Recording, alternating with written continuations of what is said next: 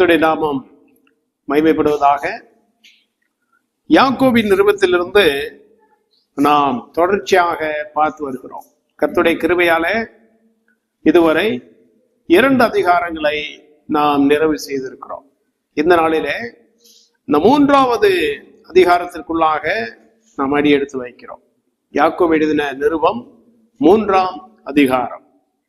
இந்த 3ஆம் அதிகாரத்திற்கு எப்படி தலைப்பு கொடுக்கலாம் என்றால், பேச்சும் தெய்வீக ஞானமும். பேச்சும் தெய்வீக ஞானம் அல்லது வார்த்தையும் தெய்வீக ஞானமும் என்ற தலைப்பை இந்த 3வது அதிகாரத்திற்கு கொடுக்கலாம். இது முதன்மையான ஒரு தலைப்பு. ஆனால் தொடர்ந்து இந்த வசனங்களை விரித்து பார்க்கும்போது ஒவ்வொரு பகுதிக்கும் ஒவ்வொரு பெயர் கொடுத்து நம்ம பார்க்க இருக்கிறோம். ஆனால் இந்த 3வது அதிகாரத்திற்கு பூரணமான ஒரு தலைப்பு பேச்சும் தெய்வீக ஞானமும். இது நமக்கு மிகவும் பிரயோஜனமாயிருக்க பரிசுத்த ஆவியானவர் தாமே நமக்கு உதவி செய்வாராக. இந்த 3ஆம் அதிகாரத்திலே 1வது வசனம். இந்த 1வது வசனத்தை இப்போது நாம் அனைவரும் இணைந்து வாசிக்கலாம். 1வது வசனம். என் சகோதரரே, அதிக ஆக்கினையை அடைவோம் என்று அறிந்து உங்களில் அநேகர் போதகர் ஆகாதிருப்பீர்களாக. 3ஆம் அதிகாரம் 1ஆம் வசனம். இந்த யாக்கோபு இந்த 5 அதிகாரங்களை எழுதும் போதும் முதலாவதாக எச்சரிப்பை கொடுத்தே அவர் எழுதுகிறார். 1ஆம் அதிகாரம் 2ஆம் வசனத்திலே சோதனைகள் வரும், அந்த சோதனைகளை அடையாளம் காண்பதிலே எச்சரிக்கையா இருக்க வேண்டும் என்று எச்சரிக்கை கொடுத்தார். 2வது அதிகாரத்தை வாசித்து பார்க்கும்போது 1வது வசனத்திலே பட்சபாதம் இருக்கக்கூடாது என்று ஆரம்பித்தார், எச்சரித்தார். 3வது அதிகாரத்தை நாம் பார்க்கும்போது இங்கு முக்கியமான ஒரு காரியத்தை கூறுகிறார். அதிக ஆக்கினையை அடைவோம் என்று அறிந்து நீங்கள் உணர்ந்து உங்களில் அநேகர் போதகர்கள் ஆகாதிருப்பீர்களாக. நல்ல ஒரு எச்சரிக்கை. இந்த நாட்கள்ல கிறிஸ்தவத்துல கொடுக்கப்பட வேண்டிய ஒரு எச்சரிக்கை. இந்த எச்சரிக்கையை யாக்கோபு எதற்காக கொடுக்கிறார் என்றால், யாக்கோபின் நாட்களிலே வாழ்ந்த யூதர்கள் என்ன செய்தார்கள் என்றால், தங்களை ரபிக்கள் என்று அழைப்பதற்கு விரும்பினார்கள். ஜனங்கள் அவர்களை எவ்வாறு அழைக்க வேண்டும்? ரபி, இல்லையா? இந்த நாட்களை நம்ம பார்க்கிற நிறைய இந்த நாட்களை எல்லாரும் ரபி என்று அழைக்கணும். அப்படின்னா இந்த நாட்கள்ல ரபி அல்ல, பாஸ்டர்னு கூப்பிடணும். பாஸ்டர் என்று சொன்னா உலகத்திலே மிகப்பெரிய ஒரு பெயர் போல ஒரு பதவி என்று எண்ணிக்கொள்கிறார்கள். பதவி உலகத்திலே மிகப்பெரிய பதவி. உலகத்துல தேவனுக்கு ஊழியம் செய்வதை விட மிகப்பெரிய பதவி ஒன்றுமே இல்லை. ஆனால் இயேசு கிறிஸ்து என்ன கூறுகிறார் என்றால், உங்களுக்கு கொடுக்கப்பட்ட அந்த பணியிலே நீங்கள் மனிதர்களால் வரும் மேன்மையை தேட கூடாது. மனிதர்களால் வருகிற மேன்மையை நீங்கள் எதிர்பார்க்க கூடாது, விரும்ப கூடாது. அநேகர் இன்றைக்கு பாஸ்டர் அப்படின்னு கூப்பிட்டா தான் அவங்களுக்கு விருப்பம். இன்னைக்கு விசுவாசிகளை விட பாஸ்டர்கள் தான் அதிகம். விசுவாசிகளை விட ஊழியர்கள் அதிகம், வீடுகளை விட சபைகள் அதிகம். அப்படி ஆயிடுச்சு. அப்ப எல்லாருக்கும் என்ன விருப்பம்? என்னை ஒரு பெரிய ஆளா நான் காட்டணும், எல்லாரும் என்னை மதிக்கணும், எல்லாரும் என்னை கனம் பண்ணணும். ஆனா என்னை பொறுத்த மட்டும் இல்ல, இந்த ஊழியத்துக்கு 30 ஆண்டுகள் ஆகுது. என்னை யாராவது பாஸ்டர் அப்படின்னு கூப்பிட்டா கொஞ்சம் கூட எனக்கு பிடிக்காது. எனக்கு பிடிக்கவே பிடிக்காத ஒரு வார்த்தை. அண்ணேன்னு கூப்பிடலாம், தம்பின்னு கூப்பிடலாம், அங்கிள்னு கூப்பிடலாம். பாஸ்டர் என்னை யாரும் கூப்பிட்டா, பெந்தைக்கோஸ்து சபைகளுக்கெல்லாம் நான் பிரசங்கம் பண்ண செல்லும் போது, சிஎஸ்ஐ சபைகளுக்கெல்லாம் செல்லும் போது பாஸ்டர் என்று கூப்பிடுவார்கள். ஆனா நான் கூப்பிட்டு சொல்லிவிடுவேன், என்னை தயவு செய்து பாஸ்டர் என்று கூப்பிடக்கூடாது, பெயர் சொல்லி கூப்பிடுங்க, வயதுக்கு மூத்தவங்களா இருந்தா. இல்லைன்னா அண்ணேன்னு கூட கூப்பிடலாம், இல்லையா? அதுல தவறு அல்ல. அப்ப உலகத்துல என்ன எதிர்பார்க்கிறார்கள்? என்னை பாஸ்டர் அப்படின்னு சொல்லணும். இதனால என்ன, விசுவாசிகள் சபைக்கு ஒரு 6 மாதம் 1 வருடம் ஆகிவிட்டால் அவர்களும் பாஸ்டர் என்று அழைக்கப்பட விரும்புகிறார்கள். பல இடங்களை நான் பார்த்திருக்கிறேன். அதனாலதான் கூறினேன், விசுவாசிகளை விட ஊழியர்கள் அதிகம். அதாவது தங்களை தாங்களே ஊழியர்களாக மாற்றிக்கொண்டவர்கள் இந்த உலகத்திலே அதிகம். அழைக்கப்படாமல், தேவனுடைய அழைப்பை பெறாமல், அழைப்பை உறுதி செய்யாமல் ஊழியத்திலே இருக்கிறவர்கள் தான் இந்த உலகத்தில் அதிகமான பேர். தேவனால் அழைக்கப்பட்டவர்களை சுலபமாக நம்மால் அடையாளம் காண முடியும். எளிமை, உண்மை, தாழ்மை, இது எல்லாமே இருக்கும். எதை எதிர்பார்க்க மாட்டார்கள். ஊழியத்துல எனக்கு இதுதான் வேணும் அதுதான் வேணும் சொல்லவும் மாட்டார்கள். ஊழியத்திற்கு வந்தா பெரிய ஸ்டார் ஹோட்டல்ல எனக்கு ரூம் போடணும், விலையுயர்ந்த கார் இருந்தா தான் நான் வருவேன், இதெல்லாம் சொல்ல மாட்டார்கள். இப்படி எல்லாம் சொல்லுகிறவர்கள் தேவனால் அழைக்கப்பட்டவர்கள் அல்ல. தேவனுடைய அழைப்பை பெற்றவர்கள் அப்படி இருக்க முடியாது. இயேசு கிறிஸ்து என்ன கூறினார் என்றால், ஊழியன் என்று சொன்னால் ஆவிக்குரிய காரியத்திலே விசுவாசிகளுக்கு உதவி செய்யக்கூடியவன். அப்படின்னா ஆவிக்குரிய ஊழியன்.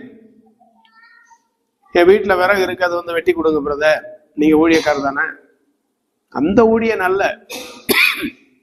விசுவாசிகளும் தவறா எண்ணி விடக்கூடாது. ஒரு ஊழியரை தேவன் தந்திருக்கிறார் என்றால் நம்ம வீட்டெல்லாம் கழுவி விடுவாரு, வீட்டெல்லாம் கூட்டி விடுவாரு, காய்கறி எல்லாம் வாங்கிட்டு வந்து கொடுப்பாரு, சொல்ற வேலையெல்லாம் செய்வாரு. அந்த ஊழியம் அல்ல. ஆவிக்குரிய விதத்துல ஊழியம் செய்வதற்கு அனுப்பப்பட்டவர்கள். அப்ப ஆவிக்குரிய விதத்திலே ஊழியம் செய்ய அனுப்பப்பட்டவர்கள் கனப்படுத்தப்பட வேண்டியவர்கள் தான். கனம் கொடுக்கணும். அதே வேளையில அந்த ஊழியர்கள் தனி மதிப்பை எதிர்பார்க்க கூடாது. தவறான ஒன்று. யோவான் ஸ்நாபகன் அவன் என்ன சொன்னான்? நான் சிறுகவும் அவர் பெருகவும் வேண்டும். யோவான் கூறினா நான் சிறுகணும் அவர் பெருகணும். இன்றைக்குள்ள ஊழியர்கள் சொல்லுகிறார்கள் நாம் பெருகணும், இயேசு சிறுகணும். அதனாலதான் விலையுறந்த காரெல்லாம் வருது, விலையுறந்த வீடெல்லாம் ஊழியர்களுக்கு வருது. காரணம் என்ன? அவர்கள் தேவனால் அழைக்கப்படாத ஊழியர்கள். தேவனால் அழைக்கப்பட்டவர்கள் இதையெல்லாம் நாட முடியாது. விசுவாசிகள் கொடுத்தாலும் அந்த விசுவாசிகள் கொடுக்கிற காணிக்கையை வாங்கும் போது உண்மையான ஒரு ஊழியனுக்கு மனசு என்ன செய்யும்? வேதனைப்படும். ஐயோ, இந்த காணிக்கை நான் எப்படி வாங்குவேன்? அதுதான் ஊழியம். வலுக்கட்டாயமாக பயப்படுத்தி உனக்கு சாபம் வரும், கோபம் வரும் என்றெல்லாம் சொல்லி காணிக்கையை எதிர்பார்க்கிறவர்களும் உண்டு. அப்படிப்பட்டவர்கள் தேவனால் அழைக்கப்பட்டவர்கள் அல்ல. அப்போ இந்த இடத்துல யாக்கோபு என்ன கூறுகிறார் என்றால், உங்களில் அநேகர் போதகர்களாக கூடாது. கவனத்தோட இருங்க, ஜாக்கிரதையோட இருங்க. போதகர்களாய் தேவனால் அழைக்கப்படணும். அழைக்கப்பட்டால் ஒழிய நாம போய் போதகர்களாக ஆகக்கூடாது. ரொம்ப கவனமா இருக்கணும். அழைப்புல ரொம்ப ஜாக்கிரதையா இருக்கணும். இன்றைக்கு இருக்கிற சபைகள்ல ஊழியர்கள் என்று சொன்னால், இந்த ஊழியர்கள் உண்மையிலேயே தேவனால் அழைக்கப்பட்டவர்களா என்பதை பரிசோதித்து பார்த்துதான் ஒரு சபையில ஏற்படுத்த வேண்டும், ஊழியத்துல ஏற்படுத்த வேண்டும். அந்த பழக்கம் இன்னைக்கு இல்லை, இல்லையா? மத்தேயு 28ஆம் அதிகாரத்திற்கு வாங்க. மத்தேயு 28ஆம் அதிகாரம் 19ஆம் வசனம் என்ன கூறுகிறது? ஆண்டவர் ஒரு கட்டளை போட்டாரு. மத்தேயு 28:19, ஆகையால் நீங்கள் புறப்பட்டு போய் சகல ஜாதிகளையும் சீஷராக்கி பிதா குமாரன் நாமத்தினாலே அவர்களுக்கு ஞானஸ்நானம் கொடுத்து, வாசிங்க, நான் உங்களுக்கு கட்டளையிட்ட யாவையும் அவர்கள் கை கொள்ளும்படி அவர்களுக்கு உபதேசம் பண்ணுங்கள். போதும். ஆண்டவர் கட்டளை கொடுத்தாரு சீஷர்களுக்கு. சபையில இருக்கக்கூடியவர்கள் உலகமெங்கும் போய் சுவிசேஷத்தை அறிவிக்க வேண்டும். அது விசுவாசிகளானாலும் ஊழியர்களானாலும் உலகெங்கிலும் போய் சுவிசேஷத்தை அறிவிக்க வேண்டும். அது கர்த்தருடைய கட்டளை. ஒரு மனிதனுக்கு சுவிசேஷம் அறிவிக்க செல்வதற்கு எல்லாருக்கும் தனிப்பட்ட அழைப்பு வேண்டும் என்று விசுவாசிகள் எண்ணக்கூடாது. ஒரு சபையில 100 விசுவாசிகளான 100 விசுவாசிகளும் கட்டாயமாக சுவிசேஷத்தை அறிவித்தே ஆக வேண்டும். அப்படி என்ன பெரிய ஒரு கூட்டத்துல போய் அறிவிக்கணுமா? அதை சொல்லல. பக்கத்து வீட்டுல உள்ளவர்களுக்கு சொல்லலாம், உடன் வேலை பார்ப்பவர்களுக்கு சொல்லலாம், உடன் கல்லூரியிலே படிக்கிறவர்களுக்கு சொல்லலாம், பள்ளியிலே படிக்கிறவர்களுக்கு சொல்லலாம், நம்முடைய உற்றார் உறவினர்களுக்கு சொல்லலாம், நண்பர்களுக்கு சொல்லலாம். அப்ப சுவிசேஷம் என்பது நிச்சயமாக அறிவிக்கும்படி தேவனால் கட்டளையிடப்பட்டிருக்கிறது, அது வேறு. ஆனால் ஒரு சபையிலே இருந்து கொண்டு அந்த சபையிலே உபதேசிக்க வேண்டுமானால், உபதேசம் பண்ண வேண்டுமானால் ஜாக்கிரதை உள்ளவர்களாய் இருக்கணும். அது அழைப்பு தேவை. ஆரோனை போல அழைக்கப்படாவிட்டால் இந்த கனமான ஊழியத்தை யாரும் என்ன செய்ய முடியாது, முடியாது. அப்ப அழைப்பு வேணும், தேவனுடைய அழைப்பு இருக்கிறது. அந்த அழைப்பை பெறாம என்ன செய்யக்கூடாது, போதகரா ஆகக்கூடாது. தேவனுடைய வார்த்தை எச்சரிக்கிறது. அதே மத்திய 23 அதிகாரம் 8ஆம் வசனத்தை வாசிக்கலாம். 23 அதிகாரம் 8ஆம் வசனம். நீங்களோ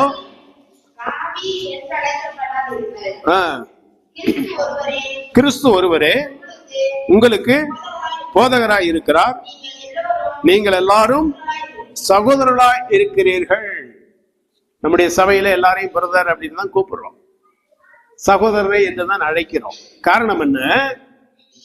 இயேசு கிறிஸ்து தாமே கூறி வைத்திருக்கிறார், நீங்களோ ரபி என்று அழைக்கப்படாதிருங்கள். அப்புறம் ஏன் நம்ம பாஸ்டர் பாஸ்டர்னு சொல்றோம்? அதுல ரெவரண்ட் வேற, அதுல டாக்டர் வேற. 1000 ரூபா கொடுத்தா பட்டம் கிடைச்சிருது, ரெவரண்ட் பட்டமும் கிடைக்குது, டாக்டர் பட்டமும் கிடைக்குது. 1000 ரூபா கொடுத்தா போதும். இன்றைக்கு அதான் நடைபெறுது இல்லையா? நான் சென்னையில் இருந்த போது ஒரு போலீஸ் வேலை பார்த்தவர் அந்த போலீஸ் வேலையை ராஜினாமா செய்து விட்டு எங்கெல்லாம் கூட்டம் நடைபெறுதோ அந்த கூட்டங்களுக்கெல்லாம் செக்யூரிட்டி ஃபோர்ஸ் ஆடுகளை கொடுப்பாங்க, வாலிபர்களை கொண்டு வந்து அங்க உதவி செய்யும்படி பாதுகாப்புக்கு கொண்டு வருவார். போன மாதம் ஒரு வீடியோல பார்த்தேன். அருமையான சகோதரன் பால் தினகரன் அவர்களோடு இணைந்து அந்த மீட்டிங்ல பங்கெடுக்கிறார். பெரிய அங்கி போட்டு ஒரு கொடையெல்லாம் பிடித்து அவர் பிஷப் என்று சொல்லி கொண்டு வருகிறார். இதெல்லாம் என்ன ஒரு பரிதாபம் இல்லையா? இதையெல்லாம் கேட்பதற்கு கிறிஸ்தவத்திலே ஆட்கள் இல்லை. இன்னைக்கு அப்படித்தான் நடக்குது. எல்லாம் ரெவரண்ட் ஆயிடுறாங்க, எல்லாம் டாக்டர் ஆயிடுறாங்க. இங்க வேதம் என்ன சொல்லுது? 7ஆம் வசனம் பாருங்க. சந்தை வெளிகளில் வந்தனங்களையும் மனுஷரால் ரபி ரபி என்று அழைக்கப்படுவதையும் விரும்புகிறார்கள். யாரு? யாக்கோவின் நாட்களிலே வாழ்ந்த யூதர்கள் அன்னைக்கு விரும்பினார்கள், என்னை ரபின்னு கூப்பிடு, என்னை பாஸ்டர்னு கூப்பிடு. நிறைய பேர் அப்படி சொல்றாங்க, என்னை பாஸ்டர் நீ கூப்பிடணும். இப்படிப்பட்டவர்களுக்கு தான் யாக்கோபு சொல்லுகிறார், உங்களில் அநேகர் என்ன செய்யக்கூடாது, போதகர்கள் ஆகக்கூடாது. அப்ப இந்த முதல் வசனத்துக்கு, யாக்கோபு 3ஆம் அதிகாரம் 1ஆம் வசனத்திற்கு நம்ம என்ன தலைப்பு கொடுக்கலாம் என்றால், எதிர்மறையான எச்சரிக்கை. எதிர்மறையான எச்சரிக்கை. இந்த யாக்கோபு எதை சொல்ல முக்கியமான காரணம் என்னவென்றால், அநேகர் என்ன செய்கிறார்கள், பெயருக்காக ஒரு கூட்டம் பாஸ்டர் ஆகுது, இன்னொரு குரூப் என்ன ஆகுது, எனக்கு பெயர் வேண்டும், பணம் உள்ள குரூப் என்ன செய்யுது, எனக்கு பெயர் எடுக்க வேண்டும் என்று அவரும் ஊழியக்காரரா மாறிடுறாரு. இன்னொரு குரூப் என்ன செய்யுது, இதுவே தொழில், நல்ல வருமானம் இருக்கு, கஷ்டப்பட வேண்டாம், ஞாயிற்றுக்கிழமை பிரசங்கம் பண்ணா போதும், வெளிநாடெல்லாம் சுற்றி வரலாம், நல்ல கோட்டு சூட்டு போட்டுக்கலாம், நல்ல கார்ல வரலாம், அதனால நானும் ஊழியக்காரரா மாறிடுறேன், நானும் ஊழியத்துக்கு வந்துடுறேன். அதெல்லாம் தவறான ஒன்று. அதெல்லாம் மனதில் வைத்துதான் இந்த இடத்துல யாக்கோபு இப்படி கூறுகிறார். இப்படி கூறுவதற்கு முக்கியமான காரணம் என்ன? தேவன் நிச்சயமாக ஊழியர்களை, உபதேசம் பண்ணுகிறவர்களை நியாயம் தீர்ப்பார். ஒரே ஒரு வசனத்தை வாசிக்கலாம். ஏசாயா 3:14. கர்த்தர் தமது ஜனத்தின் மூப்பர்களையும் அதன் பிரபுக்களையும் நியாயம் விசாரிப்பார். கர்த்தர் என்ன செய்வார்? போது கர்த்தர் என்ன செய்வாரு? ஜனங்களின் மூப்பர்களையும் நியாயாதிபதிகளை என்ன செய்வாரு?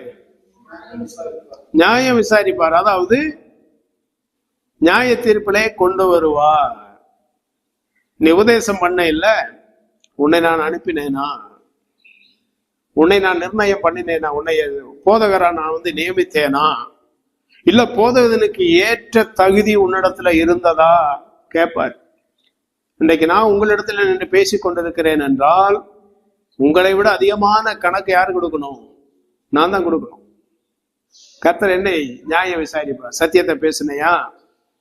இல்ல ஆண்டவரே, எல்லாரும் என்னை எதிர்த்தாங்க. அப்ப நீ சபையை விட்டு வெளியில போயிருக்கணுமே இல்லையா? நான் ஊழியத்துக்கு வந்த புதுசுல ரொம்ப கஷ்டப்பட்டேன், வருமானம் இல்லாம. அப்ப வட மாநிலத்தை சேர்ந்த ஒரு அம்மா, அவங்க பேரு சுனிதா அகர்வால். அவருடைய கம்பெனியில ஒரு ஆண்டு நான் வேலை பார்த்துக்கிட்டே ஊழியம் செய்தேன். அப்ப அந்த அம்மா முக்கியமான ஒரு பொறுப்பை எனக்கு கொடுத்திருந்தாங்க. அதுல 2 பேர் மட்டும் அந்த வேலை செய்யற இடத்துல கீழ்ப்படியவே மாட்டான். என்னதான் சொன்னாலும் எதிர்த்து பேசுவான். ஒரு நாள் எனக்கு ரொம்ப கோபம் வந்துடுச்சு. நான் சொன்னேன், உடனடியாக அவங்கள வேலையை விட்டு நீக்கணும். அப்ப அந்த அம்மா கேட்டாங்க, உன்னால அவங்கள கீழ்ப்படிய பண்ண வைக்க முடியலையா? நான் சொன்னேன், எவ்வளவுதான் முயன்றாலும் அவர்கள் கீழ்ப்படிவது இல்லை. அந்த அம்மா சொன்னாங்க, அவர்களை கீழ்ப்படிய பண்ண உன்னால் முடியாவிட்டால் நீ ஏன் இந்த வேலையில இருக்க? வேலையை நீ ராஜினாமா பண்ணு. நியாயமான பேச்சா தவறான பேச்சா? கரெக்ட் இல்லையா? அவர்களை கீழ்ப்படிய பண்ணாவிட்டால் நீ என்ன செய்யணும்? வேலையை விட்டு. அவளை கீழ்ப்படிய பண்ணத்தான் உனக்கு இந்த இடத்துல முக்கியமான பொறுப்பு கொடுத்திருக்கு. 1 தீமோத்தேயு 3 அதிகாரத்துல வாசிக்கிறோம், ஒருவன் தன் சொந்த குடும்பத்தை கர்த்தருக்குள் பிள்ளைகளை கீழ்ப்படிய பண்ணுகிறவனாக இருக்கணும்.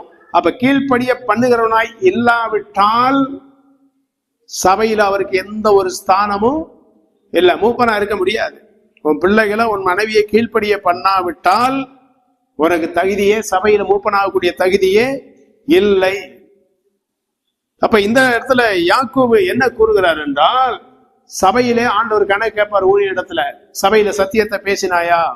அவர்கள் என்னை எதிர்த்தார்கள், என்னை அவமானப்படுத்தினார்கள், ஆனாலும் நான் சத்தியத்தை தான் சொன்னேன். அப்ப கர்த்தர் என்னை பாராட்டுவார் இல்லையா? ஜனங்களை பிரியப்படுத்த நல்லா நான் பிரசங்கம் பண்ணேன், என்னை பிரியப்படுத்த பண்ணல இல்ல, இந்த பக்கம் ஒதுங்கி நில்லு, ஆண்டவர் நியாய தீர்ப்புல கொண்டு வருவார். ரொம்ப ஜாக்கிரதையாக இருக்க வேண்டும். அப்ப தேவனுடைய ஊழியத்திலே, சபையிலே போதகனாக மாற வேண்டுமானால் 5 விதமான அழைப்புகளை தேவன் கொடுத்திருக்கிறார். அதை எங்க வாசிக்கிறோம் அப்படின்னா, எபேசியர் 4 அதிகாரம் 11வது வசனத்திலையும் 1 கொரிந்தியர் 12 அதிகாரம் 29வது வசனத்திலையும் தெளிவா வாசிக்கிறோம். 1 கொரிந்தியர் 12:29 எபேசியர் 4 அதிகாரம் 11வது வசனத்திலையும் வாசிக்கிறோம். 5 விதமான ஊழியங்களை சபைக்கு கொடுத்திருக்கிறார். இந்த 5 விதமான ஊழியங்களை பெற வேண்டுமானால் தேவனுடைய அழைப்பை பெற்றுதான் வரணும். அழைப்பை உறுதி செய்யணும். தேவன் என்னை அழைத்திருக்கிறாரா? தேவனுடைய அழைப்பு என கொடுக்கப்பட்டிருக்கிறதா? அந்த உறுதி இல்லாத பட்சத்துல போதகராக கூடாது. சும்மா வந்துட்டு எனக்கு வேற வேலை இல்லை, நானும் ஊழியக்காரன் போயிடுறேன் இல்லையா? சில வீட்டுல சொல்வதை கேட்டிருக்கேன், ஒரு வேலைக்கும் போகாம ஊரு சுத்துறையடா, ஊழியத்துக்காவது போலாம்ல. நம்ம நிறைய பேர் கேட்டிருக்கோம் இல்லையா? இப்ப எந்த வேலைக்கு போக மாட்டான், ஊழியத்துக்காவது போ. சரியாது? அப்ப வேலையை விட ஊழியம் அவ்வளவு கீழ்த்தரமானதா? இல்ல, மேன்மையானது. நீ பெரிய வேலை பார்க்கிற, மாதம் 1 லட்சம் ரூபாய் சம்பளம் வாங்குற, அந்த வேலையை விட்டுட்டு நீ ஊழியத்துக்கு போ, அதை ஏத்துக்கலாம் இல்லையா? உண்மையான அழைப்பு உள்ளவனாக இருந்தா அதை விட்டுட்டு ஊழியத்துக்கு வருவான். இந்த சுனாமி வந்த காலத்துல நாங்க கொஞ்சம் சோசியல் ஒர்க் பண்ணும்படியா அந்த கடற்கரை பகுதியில நிறைய, பாண்டிச்சேரி வேற நாங்க போய் ஊழியம் செய்தோம். அப்ப அந்த பாதிக்கப்பட்ட ஜனங்களுக்கு வீடுகளை கட்டி கொடுப்பதற்காக ஒரு ஸ்தாபனம் முன் வந்தது. அதுல கேரள மாநிலத்தை சார்ந்த ஒரு சகோதரர் தான் முக்கியமான ஒரு ஆள். அவர் தான் தலைமை. அவர் வந்தார், இளம் வயது. அவர் ஒரு 3 மாதம் அங்க தங்கி இருந்து அந்த வீடுகளை கட்டி கொடுப்பதற்காக வந்தார்.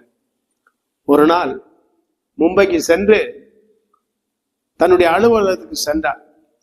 மேலதிகாரியை பார்த்து ஒரு கடிதத்தை கொடுத்தார். மேலதிகாரி அந்த கடிதத்தை பார்த்து அதிர்ந்து போனார். என்னப்பா, ராஜினாமா கடிதமா இருக்கு, மாதம் 3 லட்சம் ரூபாய்க்கு மேல சம்பளம் வாங்குற, எல்லா வசதி வாய்ப்புகளும் இருக்கு, திடீரென இப்படி சொல்லுகிறாயே, காரணம் என்ன? அவர் சொன்னாரு, நாங்க போய் வீடுகளை கட்டி கொடுக்க போனேன். அப்ப தேவன் என்னை உணர்த்தினார், அந்த பகுதியிலே சுவிசேஷம் அறிவிக்கப்படணும், ஒரு ஊழியன் தேவை. ஆகவே நான் குடும்பத்தோடு அந்த பகுதியில போய் ஊழியம் செய்ய போறேன். செலவுக்கு என்ன செய்வ? செலவுக்கு அவர் பார்த்துக்குவார். 3 லட்சம் ரூபாய் சம்பளத்தை விட்டுட்டு ஒன்றுமில்லாத பகுதியில ஒரு மீனவ கிராமத்துல ஊழியத்துக்கு வருது. அதுதான் அழைப்பு. அதற்கு பெயர் தான் அழைப்பு. இன்னைக்கு நம்முடைய அழைப்புகள் அப்படி இருக்குதா? உண்மையான அழைப்புன்னா அதுதான். தேவனால் அழைக்கப்பட்ட, உண்மையாக அழைக்கப்பட்டவர்கள் எல்லாவற்றையும் விட்டு வந்தார்கள். ஊழியத்துக்கு வருவது சம்பாதிப்பதற்கு அல்ல, வசதியான வாழ்க்கை வாழ்வதற்கு அல்லவே அல்ல. 5 விதமான ஊழியங்கள், அந்த வசனங்களை படித்து பாருங்க. இந்த 5 விதமான ஊழியங்கள் வேண்டுமானா தேவனுடைய அழைப்பு இருக்கணும். ஊழியம் என்பது சாதாரணமான ஒன்று அல்ல. பாடுகள், உபத்திரவங்கள், அவமானம், நிந்தை, அடி, காயங்கள், பசி, பட்டினி எல்லாம் இருக்கும். இதெல்லாம் சகித்து தான் ஊழியம் செய்யணும். இப்ப யாக்கோபு இந்த இடத்துல சொல்லுகிறார், நீ போதகர் ஆகணுமா, நீ ஜாக்கிரதையாரு. சும்மா எந்திரிச்சு உபதேசம் பண்ணிடுறாரு. சபைகள் எந்திரிச்சு சனிக்கிழமை ஒரு வசனத்தை வாசித்துட்டு ஞாயிற்றுக்கிழமை உபதேசம் பண்ணாத. உனக்குள்ள அர்ப்பணிப்பு இருக்கா? தேவன் உன்னை கவனித்துக் கொண்டிருக்கிறார், தேவன் உன்னை பார்த்து கொண்டிருக்கிறார். தேவன் உன்னை அடிக்க கூடாது. தேவனுடைய அழைப்பு உனக்கு இருக்குமே, ஆனா இரவும் பகலும் கர்த்தருடைய வேதத்துல நீ தியானமா இருக்கணும். அப்பதான் தேவ சமூகத்துல நிக்க முடியும். அப்படிப்பட்ட அழைப்பு இல்லாம நீ உபதேசம் பண்ண கூடாது. ஒரு காரியத்தை பார்த்து முடிக்கலாம், நிறைய பேசலாம். இந்த ஒரு வசனத்தை வைத்து 2 நாள் 3 நாள் கூட பேசலாம். அவ்வளவு விஷயங்கள் இருக்கு, எல்லாவற்றையும் நம்ம பேச முடியாது. ஒரே ஒரு காரணத்தை யாக்கோபு சொல்வதில் முக்கியமான ஒரு காரணம், அந்த காரணத்தை பார்த்து நம்ம நிறைவு செய்ய இருக்கிறோம். ஏன் போதகராக கூடாது? எல்லாரும் ஏன் போதகராக கூடாது? இல்லையா? எல்லாரும் டாக்டர் ஆயிட்டா நோயாளிக்கு எங்க போக? இந்த டாக்டர் அங்க போக வேண்டிய, அந்த டாக்டர் இங்க வர வேண்டியதான் இல்லையா? தேவன் எல்லாரும் ஏன் போதகர் ஆக்கல? யாரு பேச்சையும் கேட்க மாட்டான். நீ என்ன எனக்கு சொல்றது? நீ சொல்லி நான் கேட்கறதா? 5 விதமான ஊழியங்களை வைக்க காரணம் என்ன? 1 கொரிந்தியர் 12 வாசிக்கிறோம், 9 விதமான வரங்கள். இந்த 9 விதமான வரங்களும் பரிசுத்தாவியான வேறொருவனுக்கு ஒவ்வொருத்தருக்கும் ஒவ்வொரு வரத்தை கொடுக்கிறாரு. ஏன் எல்லாருக்கும் 9 வரத்தையும் கொடுத்தா என்ன ஆகும்? ஒரு வரமும் இல்லாமையே பிடிக்க முடியல, தலையில நிக்கிறான் சபையில. இல்ல 9 வரமும் ஒன்னா கொடுத்தா லூசிபர் இருக்கான்ல, பிசாசுக்கு அவனுக்கு தம்பி ஆயிடுவான். பிசாசு என்ன செய்தான்? தேவனும் நானும் ஒண்ணு அப்படின்னா. நம்ம ஆளுக்கு 9 வரத்தை ஒன்னா கொடுத்தா இயேசு கிறிஸ்துவை விட நான் தான் பெரிய ஆளுன்னே சொல்லிடுவான். அறிவு போஸ்டர்ல அடிச்சு ஒட்டிடுவான். இயேசு கிறிஸ்து என்னை வரவேற்க வர்றாருன்னு போஸ்டர் ஒட்டிடுவான். அப்படிப்பட்ட காலத்துலதான் நம்ம இருக்கிறோம் இல்லையா? அப்ப யாக்கோபு கூறுகிற முக்கியமான ஒரு காரியம் என்ன, ஏன் சொல்ல காரணம் என்ன, நீங்களும் நானும் கவனிக்க வேண்டிய காரணம் என்ன என்பதை அந்த யாக்கோபுக்கு அடுத்த புத்தகம் இருக்கு பாருங்க, பேதுரு. அந்த பேதுல 2வது நிருபம், பேதுரு எழுதின 2வது நிருபம் 3 அதிகாரம் 16வது வசனம். இந்த வசனத்தை பார்த்து நம்ம நிறைவு செய்யலாம். பக்கம் 325. எல்லா நிருபங்களிலும் இவைகளை குறித்து பேசியிருக்கிறான். அவன் சொன்னவைகளில் சில காரியங்கள் அறிகிறதற்கு அரிதாய் இருக்கிறது. கல்லாதவர்களும் உறுதி இல்லாதவர்களும் மற்ற வேத வாக்கியங்களை புரட்டுகிறது போல தங்களுக்கு கேடு வரத்தக்கதாக இவைகளையும் புரட்டுகிறார்கள். பவுலை குறித்து பேதுரு சொல்றாரு, கவனிங்க, பிடிக்க போறோம். அப்போஸ்தலனாகிய பவுலை குறித்து பேதுரு கூறுறாரு. பேதுரு எப்போது இயேசுவிடத்துல வந்தாரு? பவுல் வருவதற்கு முன்பதாகவே பேதுரு இயேசு கிறிஸ்துவோடு கூட இருக்காரு. ஆதி சபை யாரால உருவாகுது? பேதுரு மூலம் உருவாகுது. அந்த ஆதி சபை உருவாகுவதற்கு தேவனால் பயன்படுத்தப்பட்ட முதல் பாத்திரம் பேதுரு. அப்போஸ்தலர்களில் பிரதானமானவர், எருசலேம் சபையிலே பிரதான மூப்பனாக இருந்தவர். இந்த பேதுரு வந்ததுக்கு பின்புதான் பவுல் வருகிறார். பரலோக ராஜ்யத்தின் திறவுகோலை நான் உனக்கு தருவேன். அந்த திறவுகோல் யார்கிட்ட கொடுக்கப்பட்டது? பேதுருவுக்கு. இவ்வளவு பெரிய ஆளு. ஒரே பிரசங்கத்துல என்ன செய்தார்? எத்தனை பேர் தூக்குனாரு பாருங்க. எவ்வளவு வல்லமையான ஆளு, பரிசுத்தாவியின் வல்லமையை பெற்றவர். அவர் சொல்றாரு, தாழ்மையை பாருங்க, பவுல் சொன்ன காரியங்களில் சில காரியங்களை என்னால புரிந்து கொள்ள முடியவில்லை. தாழ்மையை பாருங்க. இன்னைக்கு இருக்கிற ஊழியர்கள் அவங்க பேசுறது அவங்களுக்கே புரியல. 1 தீமோத்தேயு 1:7 சொல்லுது, தாங்கள் போதிப்பதும் சாதிப்பதும் என்னதென்று அறியாதிருந்தும் போதகராயிருக்க விரும்புகிறார்கள். அவன் போதிக்கிறது அவனுக்கே புரியல, அவன் என்ன சாதிக்கிறான்னு அவனுக்கே புரியல, ஆனா போதகராயிருக்க விரும்புகிறான். இங்க பேதுரு சொல்றாரு, பவுலுக்கு கொடுக்கப்பட்ட வெளிப்பாடுகள், தேவனால் கொடுக்கப்பட்ட வெளிப்பாடுகளில் சிலவைகளை என்னால் புரிந்து கொள்ள முடியவில்லை. உண்மையை சொல்றாரு. அப்ப என்னை விட மேலான வெளிப்பாடுகளை பவுல் பெற்றுக்கொண்டார். அப்ப வெளிப்பாடுகளை பெற்றுக்கொண்டதிலே என்னை விட வல்லவன் சிறந்தவன் பவுல். புதிய ஏற்பாட்டிலே அதிகமான நூல்களை எழுதினது யாரு? பவுல். பேதுரு 2 நிருபத்தை எழுதி வைத்திருக்கிறார் இல்லையா? அவர் சொல்றாரு, பவுல் தான் நிறைய எழுதி வைத்திருக்கிறார். அவன் சொன்னவைகளில் சிலவைகள் அறிகிறதற்கு அரிதாய் இருக்கிறது, புரிந்து கொள்ள முடியல. பேதுருவே சொல்றாரு. நம்மால் சொல்றான், வேதத்தை நான் கரைச்சு குடிச்சிருக்கேன். டாக்டரை போய் பார்த்துட்டு வகுத்துக்கு பிரச்சனை வந்துடும். வேதத்தை எல்லாம் கரைச்சு குடிச்சா என்ன ஆகும்? வகுத்துக்கு பிரச்சனை வந்துடும். அப்படியெல்லாம் கரைச்சு குடிக்க கூடாது. வேதத்தை ஒழுங்கும் கிரமமா கற்றுக்கொள்ளணும். ஆமா, நான் வேதத்தை 10 முறை வாசித்திருக்கேன் தெரியுமா? நீ 100 முறை வாசித்தா அர்த்தம் புரியுதா? ஒரு வசனத்தினுடைய அர்த்தம் புரியுதா? முழு வேதாகமத்தை என்னால வாசிக்க முடியல, ஆனா ஒரு வசனத்துக்கு எனக்கு விளக்கம் தெரியுது, அதுதான் பெருசு. அர்த்தமே புரியாம வேதத்தை 100 முறை பூரணமா வாசித்து என்ன லாபம் இருக்கு? என்ன பிரயோஜனம் இருக்கு? அப்ப பேதுரு சொல்றாரு, ஒரு எச்சரிக்கை விடுறாரு பாருங்க. கல்லாதவர்களும் உறுதி இல்லாதவர்களும். அப்படின்னா கல்லாதவர்கள்னா ஸ்கூல்ல போய் படிக்காதவங்களா?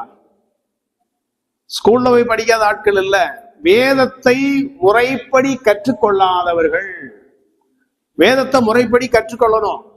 ஆதியாகமத்திலிருந்து வெளிப்படுத்தின விசேஷம் வரை எடுத்தா ஒவ்வொரு அதிகாரமும் 3-4 பிரித்து எழுதப்பட்டிருக்கு.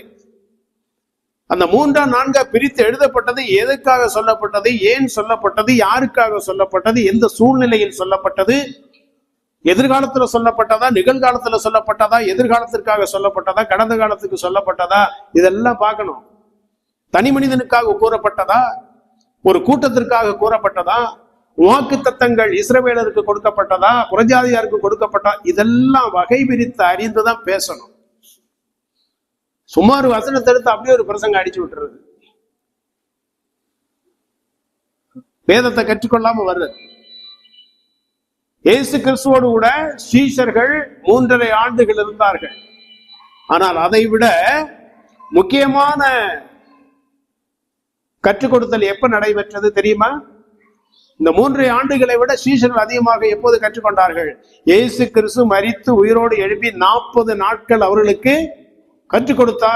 3 ஆண்டுகள் இருந்தும் பின்னும் ஐயோ ஓடிட்டான். அந்த 40 நாட்கள் கொடுக்கப்பட்ட அந்த உபதேசம் இருக்கு பாருங்க, அதுதான் முக்கியம். அதான் நிலை நின்றான். ரத்த சாட்சியாக மரிப்பதற்கு தன்னைத்தான் ஒப்பு கொடுத்தான். கல்லாதவர்கள், வேதத்தை கற்றுக்கொள்ளாம நீ ஊழியனா வரக்கூடாது. உபதேசம் எந்திரிச்சு நின்று உபதேசம் பண்ணக்கூடாது. அப்புறம் உறுதி இல்லாதவர்கள்னா அந்த வேதத்தை கற்று அதன்படி வாழணும். நீயே உறுதி இல்லாம இருக்கிற, இது முதல் காரணம். 2வது, இதுதான் சத்தியம் அப்படின்னு உறுதி செய்யணும். இதுதான் சத்தியம்னு உறுதியே செய்யாம உனக்கு சந்தேகம் இருக்கும் போது நீ ஒரு உபதேசத்தை பிரசங்கம் பண்ண கூடாது. இதனாலதான் மூளைக்கு சபை.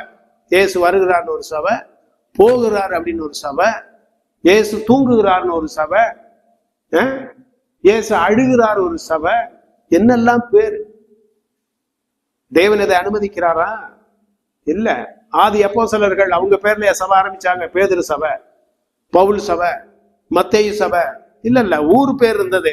கொரிந்து சபை, கலாத்தியா சபை, தெசலோனிக்கே சபை, கொலோசே சபை, ஊர் பெயர் வைத்திருந்தானா உபதேசம் ஒன்றுதான். இன்னைக்கு ஒரு ஊர்ல 1000 சபை இருக்கு. இந்த 1000 சபைகளுக்கும் 1000 உபதேசம். நம்முடைய சபைகள்லயே கேரளாவில் ஒரு உபதேசம், தமிழ்நாட்டில் ஒரு உபதேசம். இதுல இருந்து என்ன தெரியுது? தேவனுக்கு கணக்கு கொடுக்கணும். சரியா கற்றுக்கொள்ளாம, உபதேசத்தை கற்றுக்கொள்ளாம ஊழியனாக வந்தா அந்த சபையினுடைய நிலைமை எப்படி இருக்கும்? படுமோசமா இருக்கும். யாரும் சத்தியத்துல நிலை நிற்க மாட்டார்கள். நமக்கு வருகிற சபைகளிலே 4 ஆத்துமாக்கள் இருந்தாலும் அது சத்தியத்துக்கு நிலை நிற்கக்கூடிய ஆத்துமாக்களா இருக்கணும். 50,000 பேரை வச்சுக்கிட்டு சத்தியத்திலே நிலை நிற்காம, சத்தியம்னே என்னன்னு தெரியாம 50,000 பேரை வச்சுக்கிட்டு வெட்டி பெருமைய சபையில் 50,000 பேர் மழுங்கி போன அருவா உங்ககிட்ட 10 இருந்து எதுக்கு? நல்ல பதமான அருவா ஒன்று இருந்தா போதுமே இல்லையா? அதான முக்கியம். ஆகவே யாக்கோபு முதலாவதாக நமக்கு என்ன எச்சரிக்கை கொடுக்கிறார் என்றால், இந்த அதிகாரத்தை துவங்கும் போதே உங்களில் அநேகர் போதகர்கள் ஆக கூடாது. உபதேசம் பண்ணுவதில் கவனமா இருக்கணும். ஊழியனா வருவதில் ரொம்ப ரொம்ப கவனமா இருக்கணும், மிக கவனமா இருக்கணும். இல்லாவிட்டால் தேவனுடைய நியாய தீர்ப்புல தெரிந்தும் தவறு செய்கிறவன் அநேக அடி அடிக்கப்படுவான். கவனமா இருப்போம். இன்னைக்கு சபைகள்ல பிரச்சனைகள் வர காரணமே, நானும் ஊழியக்கார ஆகணும், நானும் மூப்பராகணும், நானும் பெரியாள் ஆகணும். கவனத்தோட இருப்போம், தேவனுக்கு கீழ்ப்படிவோம். கர்த்தர் நிச்சயமாய் நம்மை பயன்படுத்துவார். ஜெபிக்கலாமா?